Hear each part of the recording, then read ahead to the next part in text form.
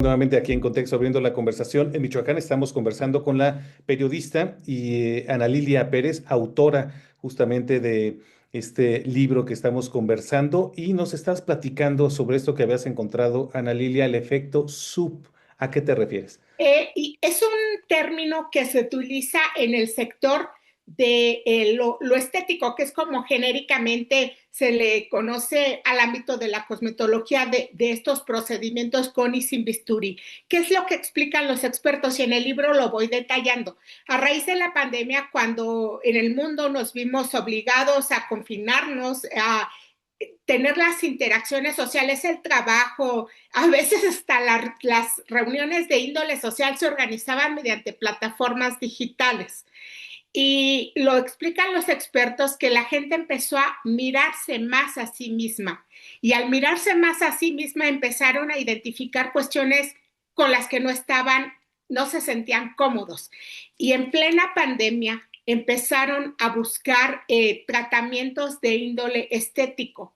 De hecho, en este sector se registra un repunte de este tipo de tratamientos a partir de la pandemia en esos años para acá, y es una tendencia que ha ido a la alza. Los expertos explican también, por ejemplo, psicólogos, psiquiatras que entrevisté para este tema, y ahorita voy a explicar por qué necesitaba entrevistar psicólogos y psiquiatras expertos en el tema, van detallando también que tiene que ver con el cada vez más uso de redes sociales, donde la imagen se ha posesionado como un elemento que es lo que más se comparte. La gente coloca sus fotografías en redes, la influencia que tienen pues los influencers precisamente para motivar el realizarse estos procedimientos. Ahora mismo podríamos entrar a redes sociales donde el, el procedimiento de índole estético que antes no se decía que se realizaba, que antes se mantenía oculto o en un tema de la intimidad, de la privacidad,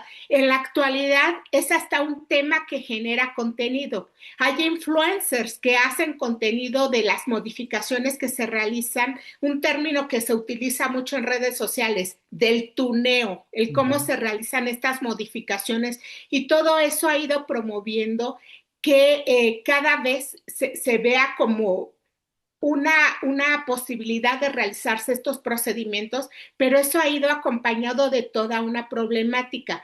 Me regreso al punto de por qué entrevistar para este tema psicólogos y psiquiatras.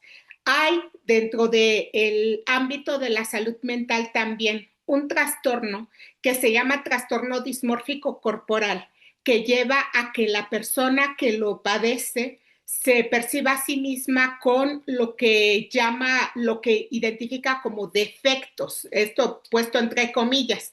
Es algo que la persona identifica como algo que necesita cambiar. Es un tema de salud mental, pero las personas que padecen este trastorno es un trastorno que está subdiagnosticado y que como está subdiagnosticado, pues no se recurre a la atención en salud mental como debía realizarse. Entonces, hay personas que van, digamos, coleccionando procedimientos estéticos, modificándose Ujú. muchas veces, y quizá en ningún momento se les detecta que lo que en realidad están padeciendo es un trastorno. Esta el trastorno dismórfico corporal está identificado así por la Organización Mundial de la Salud.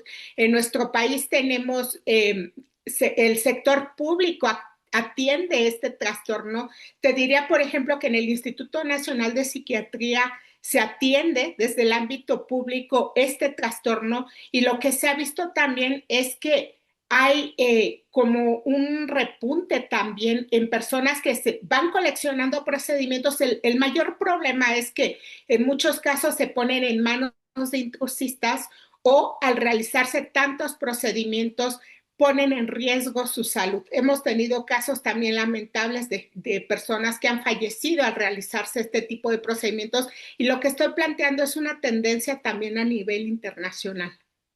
Ahora, y lo planteas, lo explicas en en el nombre de tu libro, El cuerpo perfecto, una alerta de salud pública en tiempos de redes sociales.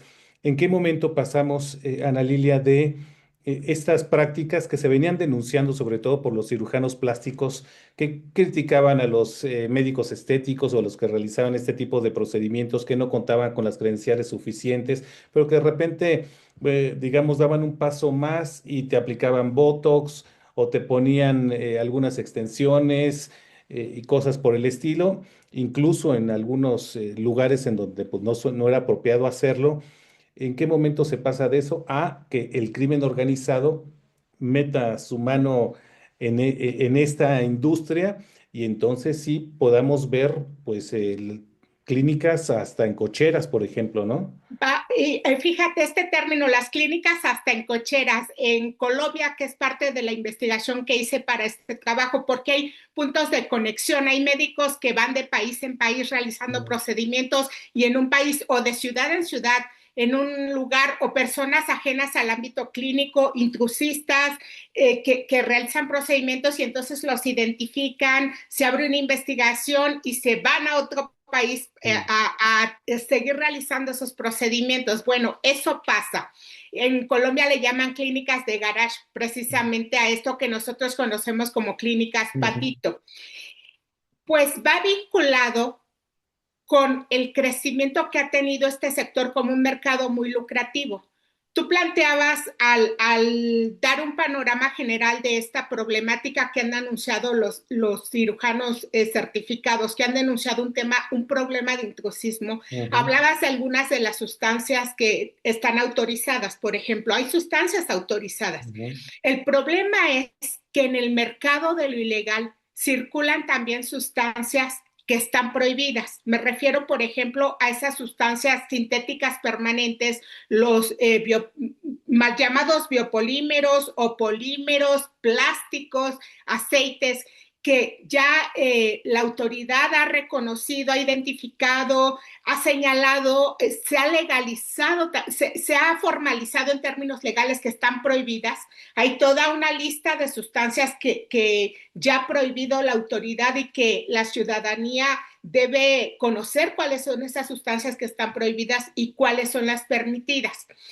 El problema que tenemos es que circulan sustancias que supuestamente se identifican como aquellas que están permitidas, pero cuando hablas de un lugar que no está certificado, donde no hay autorizaciones, donde no se hacen verificaciones, suelen también aplicarse sustancias que no son las autorizadas, aun y cuando le pongan por ahí etiquetas que son falsas en muchos casos. Hay una circulación de sustancias ilegales que se encubren como sustancias que aparentemente son legales. ¿De dónde viene esto que estoy planteando? Bueno, para esta investigación yo indagué en las fiscalías de varias de las entidades cuáles son las denuncias principales por procedimientos de índole estético. Eh, Esto te puede dar un panorama también de qué es lo que se está denunciando Ujú. y qué es lo que la autoridad está encontrando. Revisé también las actas de inspección que realiza la COFEPRIS o que ha Ujú. realizado algunos establecimientos, que en muchos casos se realiza hasta que ya ocurrió una Ujú. tragedia y que se fue a denunciar, oiga, es que en la clínica tal o en el lugar tal hicieron tal procedimiento y va la autoridad a hacer la verificación y se encuentran con que circulan sustancias que eran sustancias prohibidas, que a la persona le dijeron que era una sustancia, digamos, legal, la que le iban a inyectar y en realidad le inyectaron un polímero. Eso pasa y ese es uno de los problemas, por lo que se requiere mayor supervisión por parte de la autoridad de manera preventiva. Cuando cuando en el ámbito criminal se identifica que algo es negocio, ahí es donde van los tentáculos de los grupos Ujú. criminales. Recordemos que a nivel global tenemos presencia de grupos criminales que van por diversos sectores de negocio, así como un día trafican drogas, otro día se dedican a contrabando de sustancias, de personas, negocios como extorsión. Así también está en el tema del sector del ámbito estético, por ejemplo, contrabandando sustancias. Hay un capítulo del libro que se llama La tenaza criminal y ahí es donde yo voy detallando cómo se mueven estas sustancias ilegales o que entran de contrabando de aduana en aduana. Y te explico que en muchos casos es un mecanismo de contrabando técnico. ¿Qué es esto? Que se mete un cargamento de sustancias que pueden estar prohibidas, pero se meten con documentación falsa.